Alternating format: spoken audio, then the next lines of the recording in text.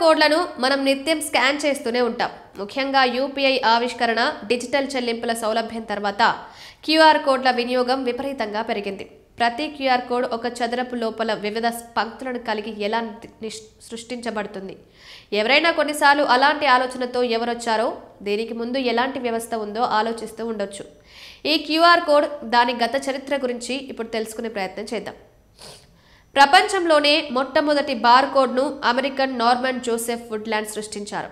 ఆయన 1948లో ఫ్లోరిడాలోని ఒక బీచ్లో మొదటి బార్ కోడ్ను రాశాడు. ఫిలడెల్ఫియా విశ్వవిద్యాలయంలో ఉన్నప్పుడు తన మనసులోకి వచ్చిన ఒక ఆలోచన ద్వారా నార్మల్ బార్ కోడ్ను రూపొందించడానికి ప్రేరణ పొందాడు.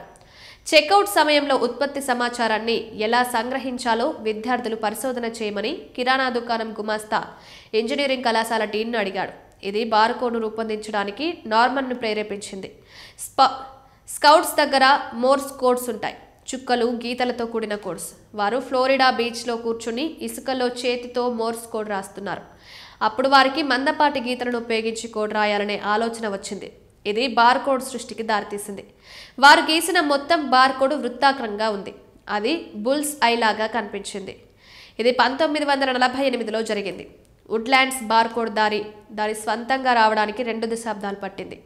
బార్ కోడ్లను చదవగల లేజర్ స్కానర్ను అభివృద్ధి చేసిన తర్వాత దీన్ని ఉపయోగించడం ప్రారంభించారు.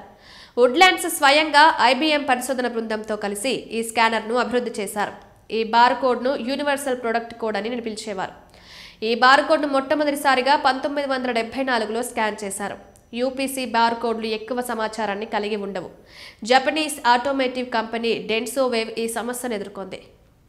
ఒక ఉత్పత్తిని సరిగ్గా ట్రాక్ చేయడానికి 10 బార్ కోడ్లను ఉంచాల్సి ఉంది. బార్ కోడ్లను ఒక దిశలో స్కాన్ చేయాల్సి వచ్చింది. దీనివలన కంపెనీ ఉత్పత్తి తగ్గింది. ఇది 90లలో జరిగిన అభివృద్ధి. 94లో డెన్సో వేవ్ ఉద్యోగి అయిన మసాహిరో హరా ప్రసిద్ధ జపనీస్ గేమ్గో ఆడుతున్నప్పుడు క్యూఆర్ కోడ్ ఆలోచనతో ముందుకు వచ్చాడు. గో బోర్డులో 19x19 గ్రిడ్ ఉంది. నలుపు, తెలుపు రాళ్లు ప్రతి చోట ఉంచబడ్డాయి. మీరు బోర్డును చూస్తే క్యూఆర్ల మధ్య కనెక్షన్లను చూడవచ్చు.